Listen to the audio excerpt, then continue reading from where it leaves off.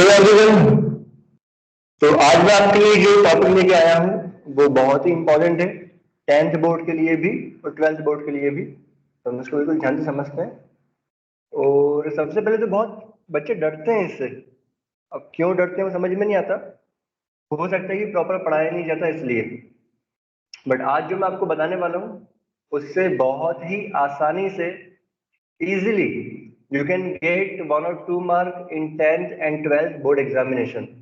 And not only for the board examination, if we just talk about the competitive exam, so clauses is really very important and it must be taught properly by the teacher to the student. यदि आपको proper पढ़ाए जाते हैं तो बहुत ही आसान है, समझिए इसे। क्लॉज, क्लॉज का मतलब क्या होता है पहले वो देख लेते हैं। लिखा हुआ है यहाँ पर a group of words that has both subject and predicate. ऐसा समूह वर्ड्स का, वर्ड्स मतलब शब्द, शब्दों का ऐसा समूह जिसमें एक सब्जेक्ट भी हो और प्रेडिकेट भी हो। आपसे सब्जेक्ट तो समझ में आता है, आई यू वी राम श्याम भोपाल, समझ में आता है। प्रेडिकेट क्या है तो आपको बता दूं मैं। एक जो बड़ा सेंटेंस होता है, जो एक सेंटेंस होता है, उस सेंटेंस में सब्जेक्ट को छोड़कर जो कुछ भी बचता है वो होता है प्रेडिकेट। समझ में आ रहा है मैंने क्या बोला? एक सेंटेंस में सब्जेक्ट को छोड़कर जो कुछ भी बचता है वो होता है प्रेडिकेट। सपोज करो मैंने कहा my name is Mohan. If I say my name is Mohan, clear? तो ये जो माय नेम है वो तो हो गया सब्जेक्ट। अब इज मोहन ये क्या है? ये प्रेडिकेट है। समझ में आया? ऐसा सेंटेंस जिसमें सब्जेक्ट और प्रेडिकेट दोनों हो वो ही क्लॉज कहलाता है। अब यदि मैं और सिंपल लैंग्वेज में कहूं तो एक सब्जेक्ट को ही, एक सब्जेक्ट और एक प्रेडिकेट, इन दोनों को ही मिलाकर जो बनता है वो होता है क्लॉज या सेंटेंस। मतलब सीधी लैंग्वेज में एक सेंटेंस को ही क्लॉज कहा जा सकता है। There is no difference between the sentence और द क्लॉज। समझ में आ रहा है मैंने क्या बोला? एक बार फिर रिपीट करता हूँ। सेंटेंस और क्लॉज दोनों को एक बोला जा सकता है, कोई दिक्कत वाली बात नहीं है। देयर इज नो डिफरेंस यदि हम सिंपल लैंग्वेज में समझने जाएं तो।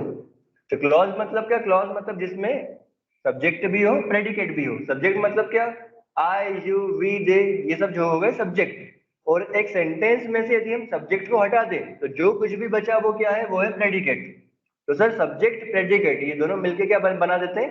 क्लॉज बना देते हैं। या मैं इसको सेंटेंस बोल दूं तो भी एक ही बात है, कोई दिक्कत वाली बात नहीं है। क्लियर? अब समझिए एक एग्जांपल दिया हुआ है, he bought a new bike. उसने एक नई बाइक खरीदी। अब इसमें सब्जेक्ट क्या है? सब्जेक्ट है ही, सब्जेक्ट इज ही, तो ये हो गया सब्जेक्ट। और बाकी जो बचा बॉट अ न्यू बाइक, ये पूरा क्या है? ये पूरा प्रेडिकेट है, मतलब ये क्लॉज है। क्लियर? कोई डाउट किसी को? कोई डाउट नहीं है क्लॉज में? तो क्लॉज मतलब जिसमें सब्जेक्ट भी हो प्रेडिकेट भी हो। क्लियर? मतलब एक प्रकार से एक सेंटेंस। कोई डाउट नहीं है? आगे बढ़े, आगे बढ़ते हैं। सुनो, अब बेटा क्लॉज को मेनली दो भागों में डिवाइड किया जाता है, या मैं कहूँ कि एक सेंटेंस के दो भाग हमें बताए गए हैं। एक तो होता है इंडिपेंडेंट, या इसको मेन भी कहते हैं, और एक होता है डिपेंडेंट, जैसे सबऑर्डिनेट भी कहते हैं। सुनना बिल्कुल ध्यान से। अब इंडिपेंडेंट मतलब स्वतंत्र, जो आजाद है अपने आप में, मतलब जो किसी के ऊपर डिपेंड नहीं है, वो इंडिपेंडेंट है। और डिपेंडेंट सबऑर्डिनेट मतलब जो किसी के ऊपर निर्भर है। सपोज करो मैंने कहा आई सॉ अ गर्ल, मैंने एक लड़की देखी। अब ये अपने आप में पूरा कंप्लीट सेंटेंस है, एक पूरा कंप्लीट क्लॉज है। मतलब ये एक इंडिपेंडेंट क्लॉज है। समझ में आ रहा है? आई सॉ अ गर्ल, मैंने एक लड़की देखी, तो ये पूरा एक सेंटेंस हो गया कंप्लीट। प्रॉब्लम वाली बात नहीं है, नो प्रॉब्लम। अब मैंने कहा, इसको भूल जाओ ना, इधर देखो बस। ये एक यहाँ पे सेंटेंस लिखा हुआ है, हु वॉज डांसिंग। सपोज करो मैंने सिंपली कहा हु वॉज डांसिंग, जो नाच रही थी। अब जो नाच रही थी ये पूरा कोई कंप्लीट सेंटेंस है क्या? सपोज करो आपके घर पे कोई आया, या कोई भी आपका फ्रेंड वगैरह आया, उसने बोला जो नाच रही थी। क्या समझ में आया इससे? कुछ समझ में नहीं आया? हाँ, लेकिन यदि मैंने कहा आई सॉ गर्ल, मैंने एक लड़की देखी, तो समझ में आ रहा है।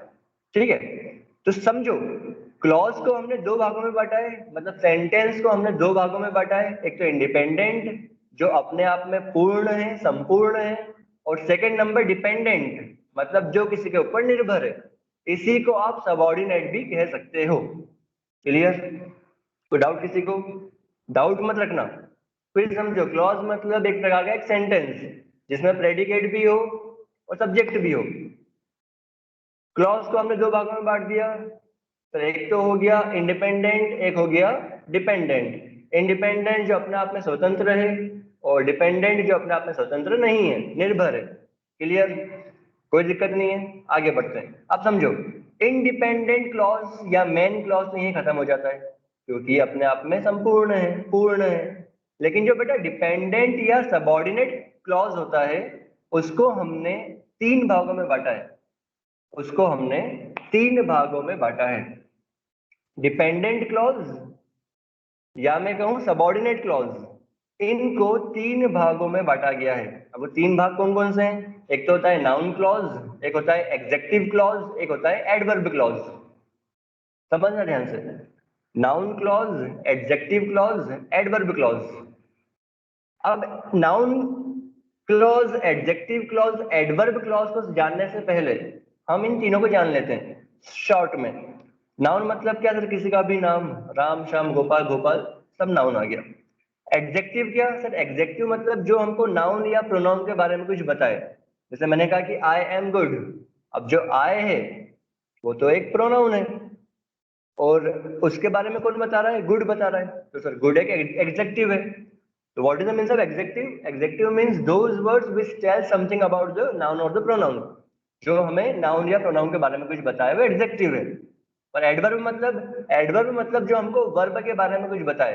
मैंने कहा कि राम रन्स फास्ट, राम तेज दौड़ता है। दौड़ना तो है, दौड़ना एक वर्ब है। अब दौड़ रहा है, बट कैसे दौड़ रहा है? तेज दौड़ रहा है। तो ये जो तेज हो गया, फास्ट हो गया, वो क्या हो गया? वो हो गया एडवर्ब। ठीक है, तो समझो ध्यान से, क्लॉज समझ में आ गया। क्लॉज के टाइप्स दो समझ में आ गए, डिपेंडेंट, इंडिपेंडेंट। डिपेंडेंट के सर तीन पार्ट होते हैं, एक होता है नाउन क्लॉज, एक होता है एडजेक्टिव क्लॉज, एक होता है एडवर्ब क्लॉज। ठीक है, आगे बढ़े, आगे बढ़ते हैं। अब बेटा एक बात बहुत ही समझने वाली है। इन सब को समझने से पहले मैं आपको एक चार्ट बता रहा हूं जो आपको याद होना चाहिए, बहुत ही इंपॉर्टेंट है। क्या बोल रहा हूं मैं? It is one of the most important thing. अभी हम कुछ सेंटेंसेस भी करेंगे जो एग्जाम में आए हैं, बिल्कुल ध्यान से समझना। देखो एग्जाम में क्वेश्चन क्या आता है? एग्जाम में क्वेश्चन अधिकतर ये आता है कि आपको एक सेंटेंस दे देंगे और कहा जाएगा कि बताओ कि इसमें नाउन क्लॉज है, एग्जेक्टिव क्लॉज है या एडवर्ब क्लॉज है, ये बोल दिया जाएगा। ठीक है, तो उसके लिए हमें एक चार्ट याद होना चाहिए। एक ट्रिक बता रहा हूं मैं, सुनना बिल्कुल ध्यान से, समझना। ये चार्ट याद हो गया तो बहुत सिंपल हो जाएगा आपके लिए। समझो ध्यान से। या स्टार्ट करता हूं मैं, चार्ट लिखवा देता हूं मैं आपको। देखिए, तो चार्ट क्या है? चार्ट है वेरी सिंपल, बहुत ही इजी। देखिए, अब इसको आप WH वर्ड चार्ट भी बोल सकते हो या क्लॉज चार्ट भी बोल सकते हो ना, कोई दिक्कत वाली बात नहीं है। क्लॉज चार्ट लिखते हैं, लेट्स सी। देखिए, व्हाट क्या, जस्ट वेट, व्हाट क्या, व्हेन कब, व्हाट क्या, व्हेन कब, वेयर कहाँ। तो याद कर लेना, बहुत इजी हो जाएगा एग्जाम में अच्छे नंबर लाना। व्हाट क्या, व्हेन कब, वेयर कहाँ, व्हाई क्यों। व्हाई मतलब क्या होता है? क्यों होता है, पता है तुमको? व्हाई क्यों। विच कौन सा, कौन सी, कौन से, कौन सा, कौन सी, कौन सा, कौन सी, कौन से, कौन सा, कौन सी, कौन से।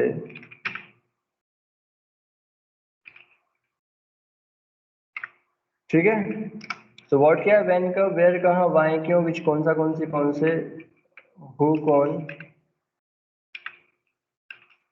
हु कौन, हुज किसका किसकी किसके, किसका किसकी किसके, व्हाट क्या, व्हेन कब, वेयर कहाँ, व्हाई क्यों, विच कौन सा कौन सी कौन से, हु कौन, हुज किसका किसके किसके, हुम किसे किसको, हुम किसे किसको, किसे किसको, और हाउ कैसा कैसी कैसे, कैसा कैसी कैसे। अब एक बात ये बहुत ध्यान से समझना कि ये चार्ट यदि हमको याद हो गया तो इन सब में से ही कुछ जाएंगे नाउन क्लॉज में, कुछ जाएंगे एडजेक्टिव में, कुछ जाएंगे एडवर्ब में। ठीक है, तो यदि हमें ये पता चल गया कि इनमें से कौन कौन से काय में जाने वाले हैं तो ये हमारे लिए बहुत ही इजी हो जाएगा कि हम क्लॉज को पहचान पाए, आइडेंटिफाई कर पाए कि ये नाउन क्लॉज है, एडवर्ब क्लॉज है, एग्जेक्टिव क्लॉज है। ठीक है, पहले इसको याद कर लेना। क्या चार्ट है, व्हाट क्या, व्हेन कब, वेयर कहाँ, व्हाई क्यों, विच कौन सा कौन से, हु कौन, हुज किसका किसके किसके, हुम किसे किसको, हाउ कैसा कैसी कैसे। अब एक बात और ध्यान रखो, कब का यदि मैं जब बोल दूं, जब, तो भी वो व्हेन में आएगा। ध्यान रखना, कब जब ये एक ही बात है। कहाँ जहां, यदि मैं जहां बोल दूं तो वो वेयर में आएगा। समझ में आ रहा है? इसके अलावा कौन सा, मैं जोन सा, मैं जोन सा, तो वो भी बीच में ही आएगा। समझ में आ रहा है? जैसे किसका किसकी किसके, तो जिसका जिसकी जिसके वो भी हुज में आएगा। कंफ्यूज मत होना सेंटेंसेस में। कब जब मैं कुछ भी बोल दूं वे नहीं आएगा, कहाँ जहां वेयर ही आएगा। समझ में आ रहा है? वोन सा विच ही आएगा, किसका किसके किसके, जिसका मैं जिसका, तो हुज ही आएगा। मैंने कहा कि मैंने एक लड़का देखा जिसका नाम मोहन था, क्या होगा, I saw a boy whose name. Whose कहां से आ गया ये, क्योंकि किसका किसके किसके, तो जिसका बोलो तब भी हुज ही आएगा। इस बात को समझो, ठीक है, याद करना है इसको। अब किसे, तो जिसे बोल दिया, जिसे या जिसको, तो भी होम में ही आएगा वो। इस बात का ध्यान रखना। और हाउ कैसा कैसे कैसे, जैसा जैसी जैसे, तो वो हाउ में ही आएगा। ठीक है, तो एक क को हटा के यदि जब भी लगा दें तो भी आपको ये वर्ड पता होना चाहिए।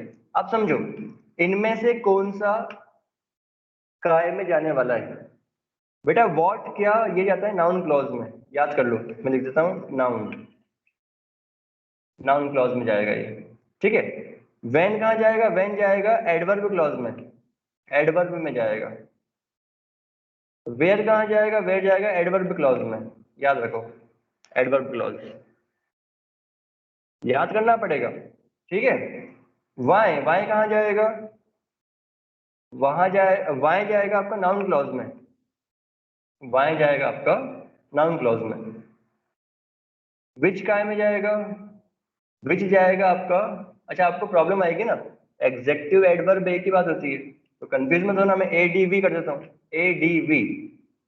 एडीवी मतलब क्या हो जाएगा, एडवर्ब, एडवर्ब, और एडीजे कर दिया तो क्या हो जाएगा, एग्जेक्टिव हो जाएगा।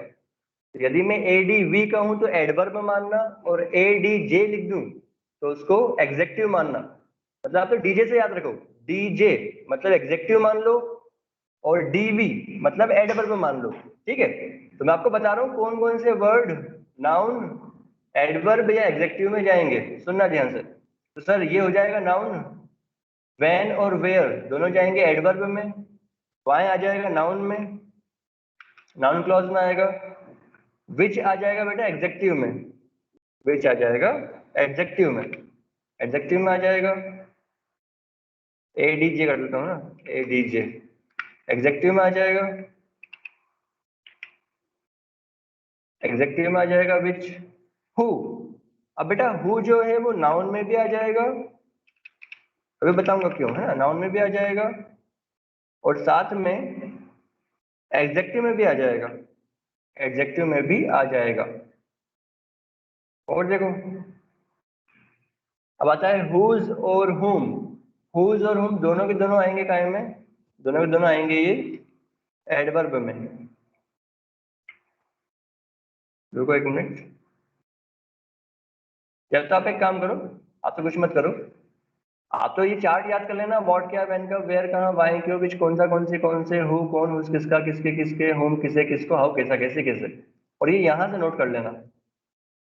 ये देखो नाउन में क्या क्या आएगा, नाउन में आएगा व्हाट, हमने जो चार्ट याद किया उसके हिसाब से चलते हैं। सो व्हाट क्या, व्हेन कहाँ जाएगा, व्हेन आ जाएगा एडवर्ब में, व्हाट क्या, व्हेन कब, वेयर कहाँ, व्हाई कहाँ पे आएगा, व्हाई यहीं पे आएगा नाउन में, व्हाई क्यों, विच यहाँ पे आ जाएगा कौन सा कौन सी कौन से, विच कौन सा कौन सी कौन से, हु दोनों में आएगा, हु कौन, अब हु आएगा एग्जेक्टिव में, whom आएगा एग्जेक्टिव में, और हाउ आएगा नाउन में।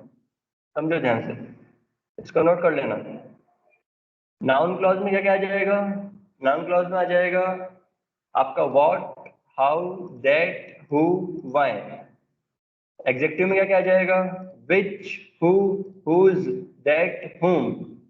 अब एक बात समझो, हु यहाँ पर भी आ रहा है, यहाँ पर भी आ रहा है, समझ में आ रहा है, दैट यहाँ पर भी आ रहा है, यहाँ पर भी आ रहा है, तो कैसे आइडेंटिफाई करेंगे सर नाउन है कि एडजेक्टिव है।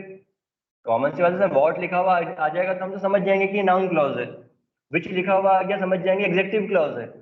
लेकिन सर हु तो यहाँ पर भी है, हु यहाँ पर भी है, तो कैसे समझेंगे। एक ट्रिक बताता हूँ, देखो समझो, मैंने कहा आई, एक ट्रिक देखो, मैंने कहा I am the boy, I am the boy who know everything, who know everything. I am the boy, मैं वो लड़का हूं जो सब कुछ जानता हूं, ठीक है। अब सर यहाँ पे आ रहा है हु, अब सर हु तो नाउन क्लॉज में भी आता है, एग्जेक्टिव में भी आता है, तो हम कैसे मानेंगे। इसका आंसर है ये है एग्जेक्टिव क्लॉज। कैसे पता चला, ऐसे पता चला जिस भी क्लॉज के पहले यदि कोई नाउन हो, समझना, यदि हु या दैट, हु या दैट नाउन में भी आते हैं और एग्जेक्टिव में भी आते हैं, तो यदि हु और दैट के पहले यदि कोई नाउन है, ये बॉय तो एक नाम है ना किसी का, बॉय नाउन है, तो उसको आप मानोगे एग्जेक्टिव क्लॉज। क्या मानोगे, एग्जेक्टिव क्लॉज, याद रख लो एग्जेक्टिव क्लॉज। और यदि मैं कहूं I know that I am good, मैं जानता हूं कि मैं अच्छा हूं। अब सर दैट तो नाउन में भी आता है, एग्जेक्टिव में भी आता है, तो दैट के पहले क्या कोई नाउन है, नहीं सर, तो वर्ब है, तो ये नाउन क्लॉज है। समझ में आ रहा है, याद करना, कभी एग्जाम में आ चुका है ये, I know that I am good, इसमें कह देंगे कि इसमें क्लॉज पे अंडरलाइन करो, तो क्लॉज में अंडरलाइन कैसे करोगे, हमने जितने क्लॉज अभी देखे हैं, what, how, that, who, why, which, who, whose, that, whom, बस इसके आगे से अंडरलाइन कर देना। ये दैट से स्टार्ट हो रहा है, तो दैट के आगे मैं अंडरलाइन कर दूंगा, दैट के आगे मैं कर दूंगा अंडरलाइन। जैसे अंडरलाइन किया तो ये इतना इतना क्लॉज में आ गया, इतना इतना क्लॉज में आ गया। आप पूछेंगे कौन सा क्लॉज, तो सर दैट आ रहा है, और दैट के पहले एक वर्ब है, नाउन नहीं है, तो यदि दैट के पहले नाउन नहीं है तो ये क्या है, ये नाउन क्लॉज है। और यदि दैट के पहले कोई नाउन होती तो फिर वो एग्जेक्टिव क्लॉज कहलाता। समझ में आ रहा है, तो अब आप में से आई थिंक किसी को दिक्कत नहीं आएगी ये पहचानने में कि कौन सा क्लॉज है।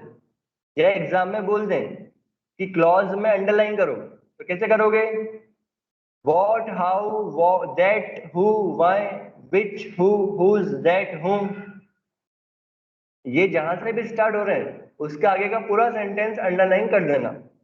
और फिर पहचान भी लोगे कि सर नाउन क्लॉज है, एग्जेक्टिव क्लॉज है कि एडवर्ब क्लॉज है। एडवर्ब में क्या क्या आता है, एडवर्ब में आता है when, where, because, if, although, until, ये सब आता है बेटा एडवर्ब में, याद करना पड़ेगा आपको।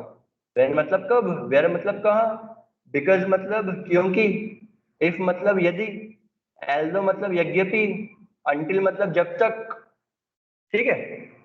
तो अब आई थिंक एग्जाम में एक नंबर तो पक्का आएगा 10th 12th वालों का। कैसे, एक तो ये क्वेश्चन आ जाएगा कि अंडरलाइन करो क्लॉज में, तो सर कर देंगे, इनमें से जो भी वर्ड दिख जाएगा वहां से लेके आगे सेंटेंस तक अंडरलाइन कर देंगे। अब सर एक और चीज पूछेंगे कि कौन सा क्लॉज है, तो यदि सर हमारे सेंटेंस में व्हेन आ रहा है, where, because, if, although, until, तो ये एडवर्ब है। सर एग्जेक्टिव क्लॉज जिसमें विच, हु, हुज, दैट, हुम आ रहा है, एग्जेक्टिव क्लॉज है। What, how, that, who, why ये आ रहा है सर नाउन क्लॉज है। अब सर एक ही दिक्कत आएगी, सर हु यहाँ पर भी आ रहा है, यहाँ पर भी आ रहा है, दैट नाउन में भी आ रहा है, एग्जेक्टिव में भी आ रहा है। सर इसकी भी आपने ट्रिक बता दी। यदि हु या दैट के पहले कोई नाउन दी हो तो वो एग्जेक्टिव क्लॉज कहलाएगा, और यदि दैट या हु के पहले नाउन को छोड़ के कुछ भी दिया हो तो फिर वो नाउन क्लॉज ही कहलाएगा। क्लियर? कोई डाउट हो तो कमेंट कर देना। समझ में आ रहा है? अब सर एग्जाम में क्वेश्चन कैसे आते हैं वो समझो। अब देखो जैसे एक एग्जांपल देखते हैं। सर लिखा हुआ है I fear that I shall fail, मुझे डर है कि मैं फेल हो जाऊंगा। अब पूछा कि ये सर कौन सा क्लॉज है बताओ। अब सर दैट आ रहा है, तो दैट या तो नाउन क्लॉज में आता है या एग्जेक्टिव क्लॉज में आता है। अब सर दैट के पहले हम देखेंगे, सर क्या दैट के पहले कोई नाउन दी हुई है? नहीं सर, दैट के जस्ट पहले तो कोई नाउन है नहीं। यदि नाउन होती तो ये एग्जेक्टिव क्लॉज हो जाता। बट सर यदि नाउन नहीं है तो कॉमन सी बात है कि ये क्या है, सर ये नाउन क्लॉज है। तो बहुत इजी हो गया हमारे लिए। नाउन और एग्जेक्टिव में बेटा एक ही दिक्कत आएगी, दैट और हु में, उसको भी आपने ट्रिक से समझ लिया तो बहुत इजी हो जाएगा। ट्रिक क्या है सर, दैट या हु के पहले कोई नाउन हो तो वो एग्जेक्टिव क्लॉज में आ जाएगा, और यदि नाउन नहीं हो तो वो नाउन क्लॉज में आ जाएगा। जैसे देखो यहाँ क्या लिखा हुआ है, यहाँ लिखा हुआ है the dog that bites does not bark. The dog that bites, जो काटते हैं वो भौंकते नहीं है, है ना। तो अब सर दैट आ रहा है, दैट के पहले क्या कोई नाउन है? हाँ सर डॉग, ये तो एक नाउन है, नाम है। अब नाउन है, एग्जेक्टिव क्लॉज है। क्लियर हो रहा है? इजी। अब आप बहुत ही आसानी से पहचान सकते हो कि नाउन क्लॉज है, एग्जेक्टिव क्लॉज है या एडवर्ब क्लॉज है। इसमें लिखा हुआ है I do it because I choose to, मैं करता हूं क्योंकि मैंने उसको सिलेक्ट किया है। अब यहाँ पे बिकॉज आ रहा है, सर बिकॉज आ रहा है तो कॉमन सी बात है ये एडवर्ब क्लॉज में आ जाएगा, क्योंकि अभी आपने बताया हमें कौन सा वर्ड कौन से क्लॉज में आता है। क्लियर? कोई दिक्कत नहीं है। अब एग्जाम में बेटा कैसे क्वेश्चन आते हैं वो देखो। ये लास्ट ईयर का पेपर है 2020 का, 12th क्लास का, लिखा हुआ है देख लो, 2020 लिखा हुआ है। अब इसमें जो हमें क्वेश्चन दिया हुआ है क्लॉज का, देखो क्या दिया हुआ है, ये सेकंड वाला दिया हुआ है। लिखा हुआ है Khushboo was watching TV, Khushboo was watching TV, her mother entered the room. इसमें लिखा है combine the sentences into one using time clause of adverb. आपको एडवर्ब क्लॉज को यूज करते हुए ये सेंटेंस को बनाना है। अब सर एडवर्ब क्लॉज में हम क्या क्या लगा सकते हैं, व्हेन, वेयर, बिकॉज, अंटिल। अब आपको इसे पढ़ के समझ में आ रहा है कि सर यहाँ क्या लगेगा। समझो, Khushboo was watching TV, Khushboo TV देख रही थी।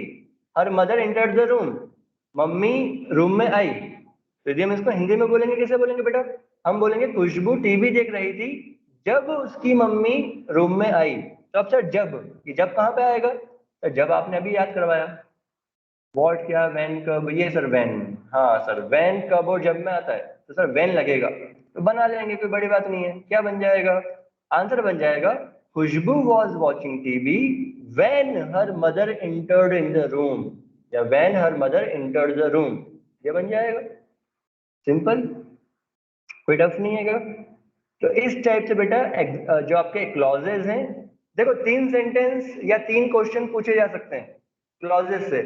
पहला तो क्लॉज में अंडरलाइन करो, वो तो सर बहुत ही सिंपल है, देखिए करके बता देता हूँ मैं। जैसे मैंने कहा, एक क्वेश्चन देखते हैं। क्वेश्चन नंबर 1, कौन कौन से सेंटेंस आ सकते हैं या क्वेश्चन आ सकते हैं। देखो मैंने कहा Mohan is a boy who is coward.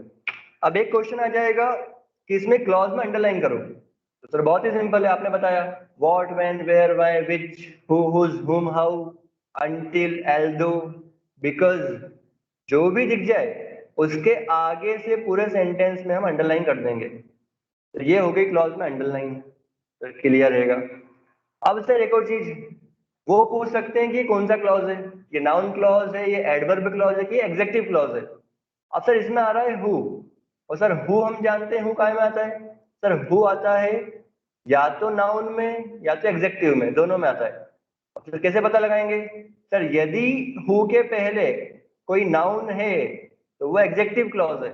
हाँ सर, इसके पहले तो हमें दिखाई दे रहा है कि ये नाउन है, बॉय मतलब लड़का, लड़का किसी का नाम ही तो है ना, तो सर ये हो जाएगा आपका एग्जेक्टिव क्लॉज। समझ में आ गया, ये भी कोई दिक्कत नहीं है, ठीक है। अब एक चीज और बची, सेंटेंस को जोड़ने वाली। तो सेंटेंस को जोड़ने के लिए मैंने आपको ऑलरेडी व्हाट क्या, व्हेन का, वेयर कहाँ, सब कुछ याद करवा दिया। उसको देखते हुए आपको कहा जाएगा कि नाउन क्लॉज से जोड़ो, एडवर्ब क्लॉज से जोड़ो या एग्जेक्टिव क्लॉज से जोड़ो, तो आप बहुत ही आसानी से जोड़ पाओगे यदि आपको आती है एक चीज, क्या, व्हाट क्या, व्हेन का, वेयर कहाँ आता है। तो देखो 2019 में क्वेश्चन आया था, बताता हूं मैं। क्वेश्चन ये था, I did not go to school. I was ill. ये आया था, और क्या कह दिया गया था, कह दिया गया था combine this sentence by using adverb clause. Adverb clause का यूज करते हुए इसको जोड़ो। अब क्या समझ में आ रहा है सेंटेंस से, I did not go to school, मैं स्कूल नहीं गया। आई वॉज इल, मैं बीमार था। अब सर एडवर्ब क्लॉज में तो हम जानते हैं जो जो वर्ड्स मेनली आते हैं वो है व्हेन, वेयर, बिकॉज, इफ। अब यदि आप इसको जोड़ोगे तो कैसे जोड़ोगे, हिंदी में जोड़े तो मैं स्कूल नहीं गया क्योंकि मैं बीमार था, क्योंकि बोल दूंगा मैं। बस आप जानते हैं एडवर्ब क्लॉज में क्योंकि तो आता ही है, बिकॉज आता ही है। तो आंसर क्या आ जाएगा, आंसर आ जाएगा I did not, I did not go to school because I was ill, क्योंकि मैं बीमार था। ये हो गया क्लियर। तो बेटा इस टाइप से आपकी जो परीक्षा बोर्ड है इसमें बहुत सारे क्वेश्चन दिए होंगे क्लॉजेस के, उसको कंप्लीट करना। बहुत सिंपल टॉपिक है, कोई टफ नहीं है, समझोगे तो। व्हाट क्या व्हेन कब चार्ट याद कर लेना, कोई डाउट हो तो कमेंट में पूछ लेना। बहुत जल्दी मैं आगे की वीडियोस लेकर आऊंगा, और इसको प्लीज शेयर करो, लाइक करो, क्योंकि ताकि हम 1000 सब्सक्राइबर तक पहुंच जाएं। और फिर क्या होगा, मैं आपको लाइव पढ़ा पाऊंगा, है ना, जो मेरी बहुत ही एक इच्छा है कि आपको लाइव पढ़ा पाऊँ, आप लाइव मुझसे जुड़ पाए, क्वेश्चन कर पाए। ठीक है, तो बाय बाय, मिलते हैं कब।